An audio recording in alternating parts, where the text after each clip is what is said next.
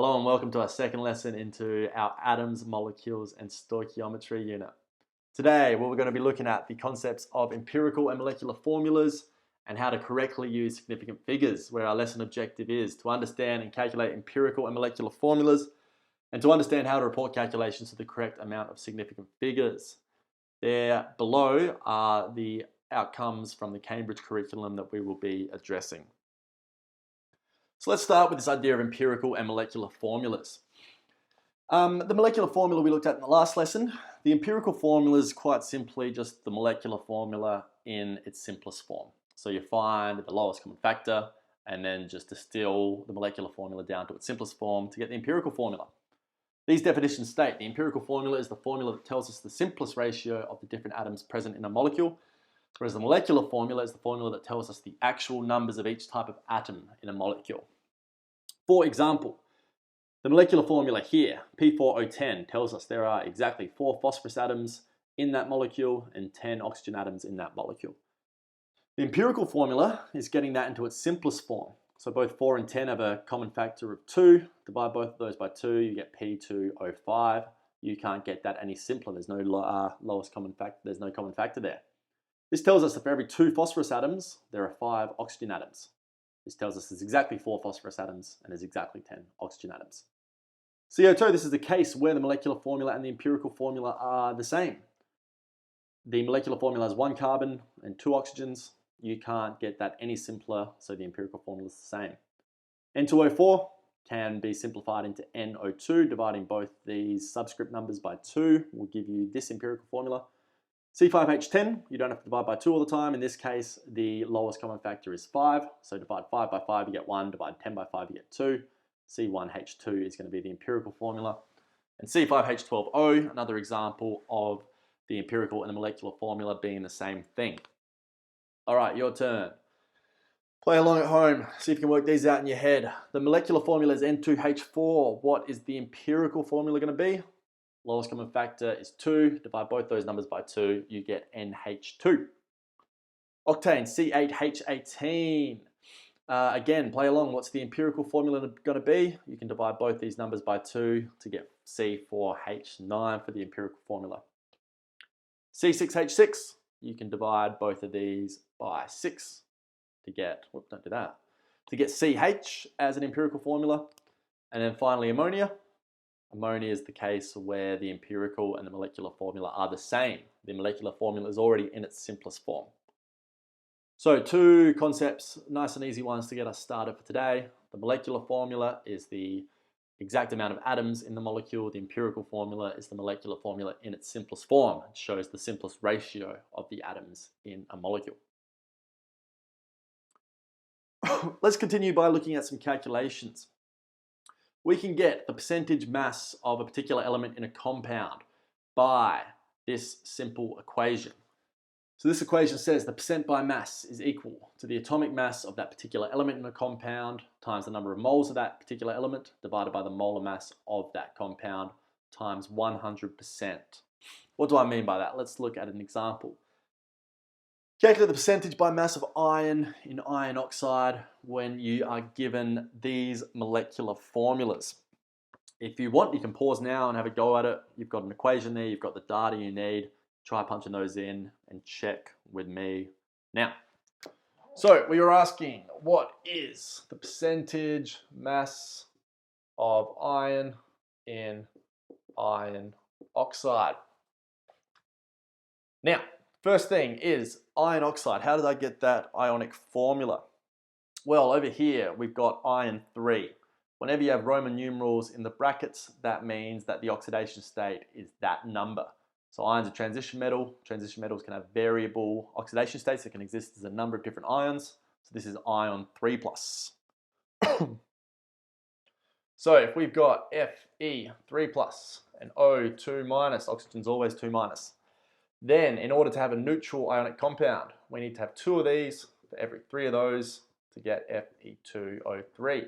Because 2 times plus 3 is 6+, 3 times minus 2 is 6-, 6 plus 6- is neutral. Now, like I was saying last lesson, we want to make it very clear what we are calculating. In this case, we're calculating the percentage mass of iron. First thing our equation asks us to do is to get the atomic mass of that element times by the number of moles that it has. So the atomic mass of iron is 55.85. We have two of them in this molecule, because the percentage mass of iron in this compound, you got to consider all of the ions in there, and there's two. So we're going to go 2 times 55.85. Then we're going to divide it by the molar mass of the compound.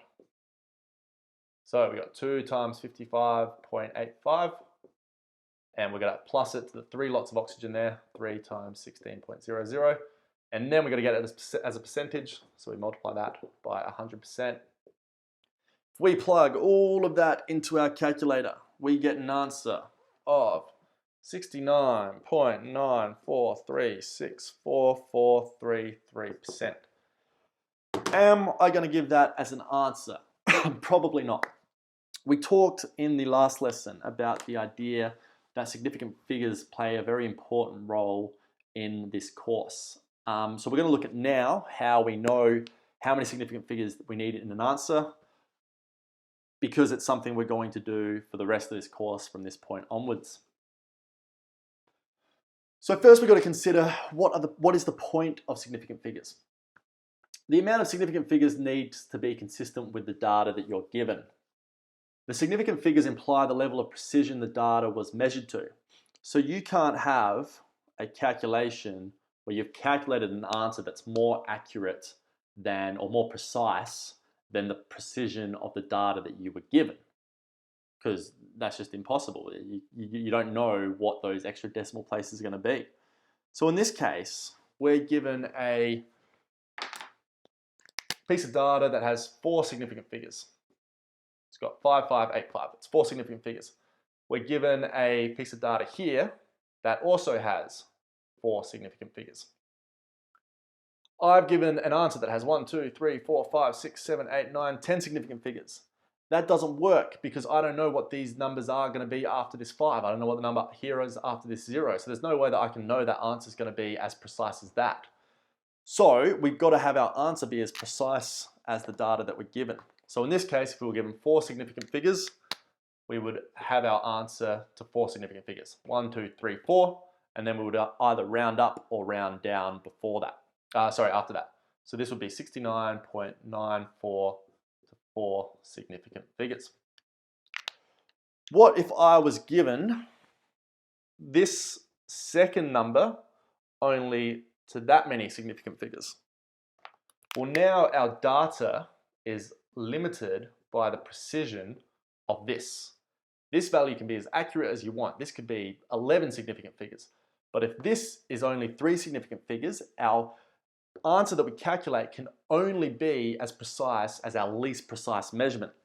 So we have to look for the number that has the smallest amount of significant figures, and then we would have to give our answer accordingly. So in this case, where we're only given 3 significant figures here, you would have to look at the 1, 2, 3.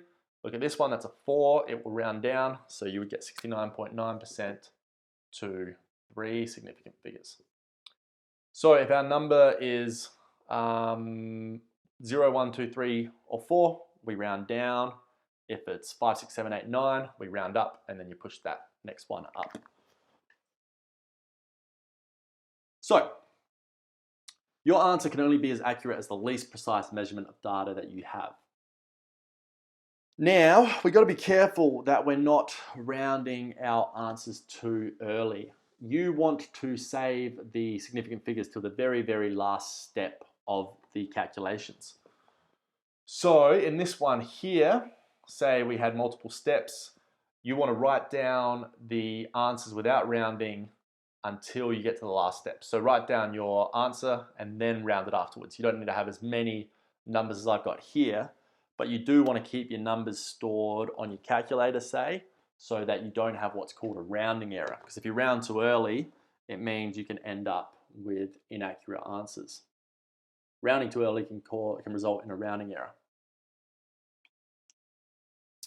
Now, we're going to be doing this so much, literally for every single calculation that you do, you'll be doing it to the correct number of significant figures, so you're going to have so much practice in this, you're going to become a natural at it. But let's just do an example of how we might work out the number of significant figures. This is a question based on the concepts that we did in the last video of the mole. So this question says, how many moles are there in 4 grams of potassium oxide? Pause the video now if you want to have a go at this one and check the correct number of significant figures with me when you resume it now. So as I was saying in the last video, we make it very clear what we're calculating. I'm calculating the number of moles of potassium oxide. We know our number of moles equation, mass divided by molar mass, little m over big M. In the question, we were given a mass of 4.0 grams. Molar mass, we calculate the relative atomic masses and add them all together. So we've got 2 lots of potassium, which reading off my periodic table gives us 39.098.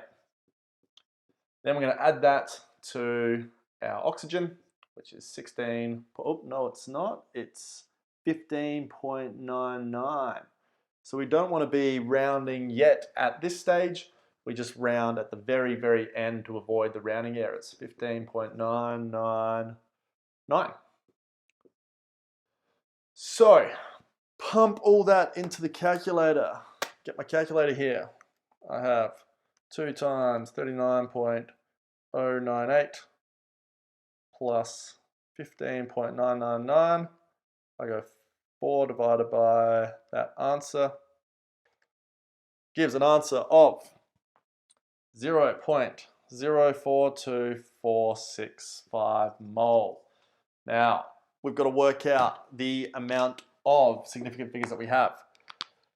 In the question, we were given 3 pieces of data. We were given a molecular mass here. Missing a bracket, and bracket there. This has 1, 2, 3, 4, 5 significant figures. We have another molecular mass here. This has 1, 2, 3, 4, 5 significant figures. But we were given a mass, and a mass here of 4 grams. This only has 2 significant figures. So even though these are very precise with 5 numbers, our answer is limited in its precision by this value here. So our answer can only be as precise as our least precise measurement. So that means our answer has to be given to 2 significant figures. So 1, 2, 0.042. Look at the one afterwards, that's going to round down. 0.042 mole, and then tell the person that this is 2 significant figures. Now we can talk about how zeros fit into significant figures. Essentially, zeros that are after the number are included in the significant figures. The zeros that are before are not included in the significant figures. What do I mean by that? If I have a number like 2.190, this is to 1, 2, 3, 4 significant figures. If I have the number 2.19, this is to 1, 2, 3 significant figures. If I have a number that is, say, 0.012, that is to 2 significant figures, because the zeros beforehand don't count. But if I've got 0.0120, let's put another 0 on there for good measure. This would be to 4 significant figures. So the zeros afterwards do count, the zeros beforehand do not count. Determining the empirical formula. So we've discussed what the empirical and molecular formulas are, how to get the percentage mass by composition. Now we're going to look at how we can determine experimentally what the empirical formula of a compound is, and then from there what the molecular formula of a compound would be. So we've got 2 methods that we can do this. First is an experimental method via combustion. So combustion is the process of reacting something with oxygen by exposing it to a high amount of energy. So heating it up. So for example, burning magnesium. So let's say we want to know the empirical formula of something like magnesium oxide. First thing we would do is to burn a known mass of magnesium. So if we're doing the combustion of magnesium oxide, that's the camera I want. Let's do an equation first of all. Magnesium in the solid plus oxygen in the gas is going to form magnesium oxide. Need to make sure this is balanced, so I'm going to need 2 of those and 2 of those. All right, I recommend setting these out in tables because it makes it very clear and very easy to work through it. So I'm going to do a table here with magnesium in one, oxygen in the other. Our first step, burn a known mass of magnesium. For example, 0.486 grams. So let's say we burned 0.486 grams of magnesium. Step number 2, record the mass of the product after combustion. So I've done the combustion reaction, I've burnt the magnesium, I then weigh the mass of the product, which is the magnesium oxide. This would give us a mass of 0.806 grams. So we pop that over here, mass 0.806 grams.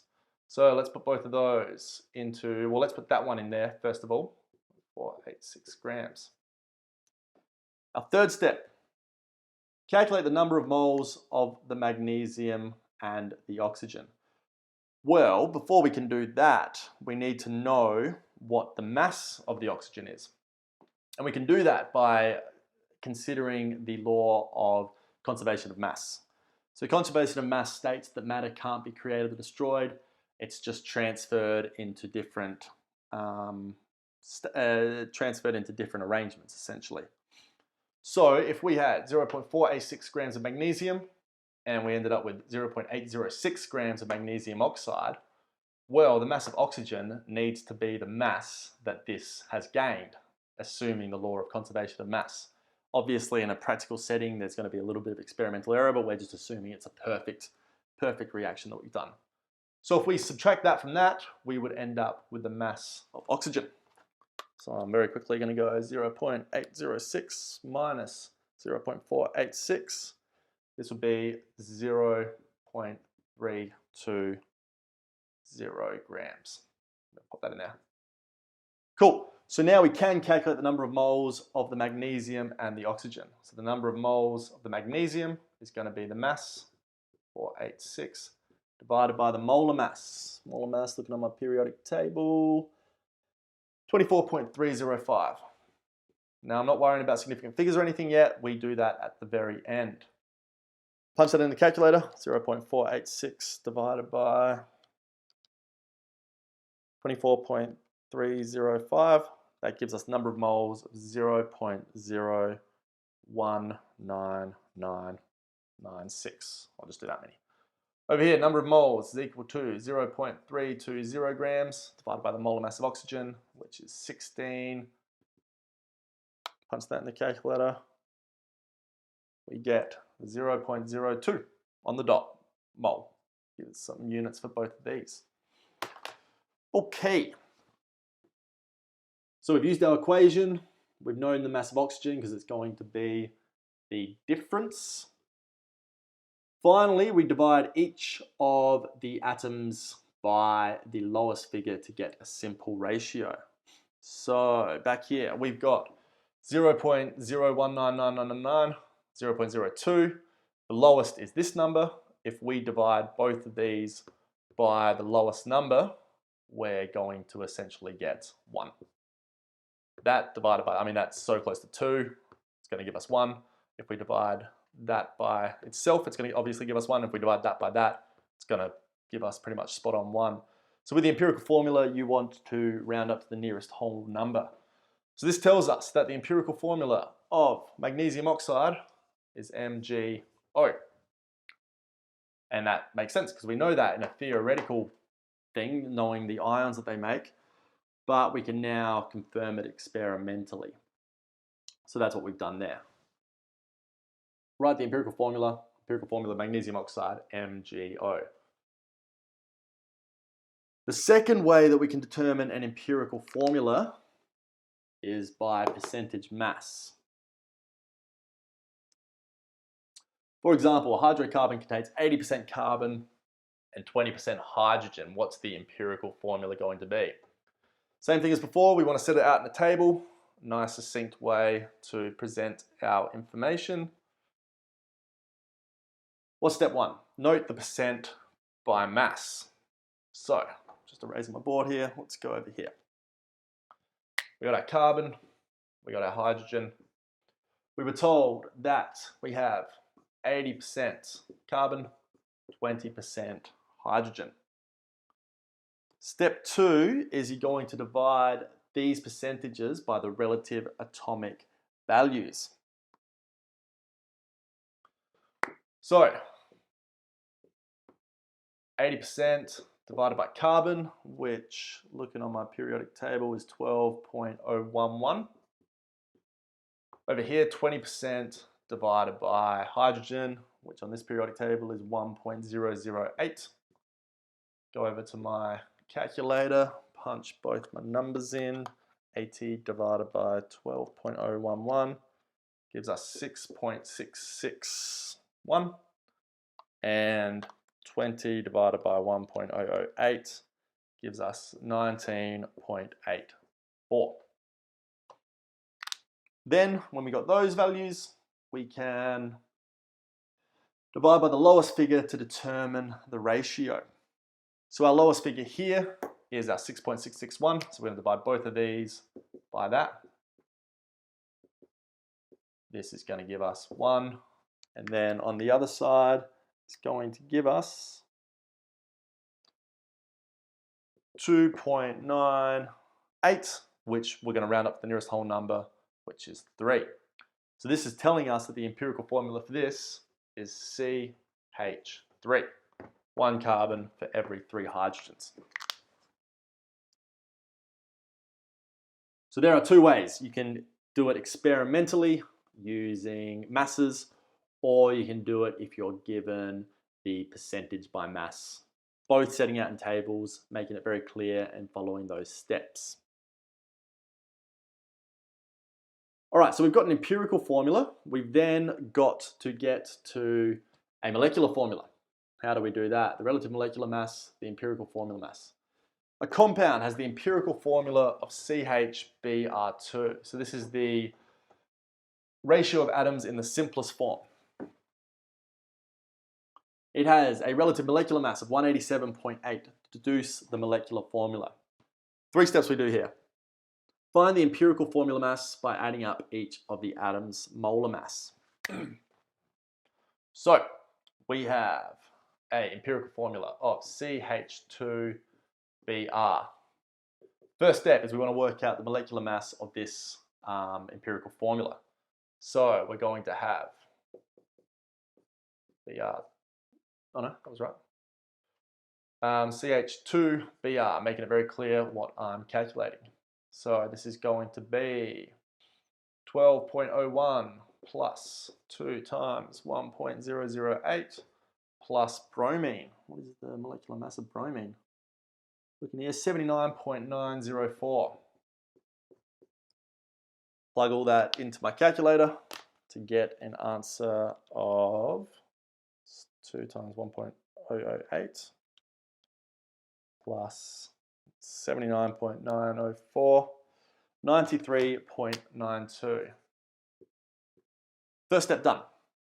Second step, divide the relative molecular mass by the empirical formula mass. So the relative molecular mass was given as the 187.8 divided by 93.92.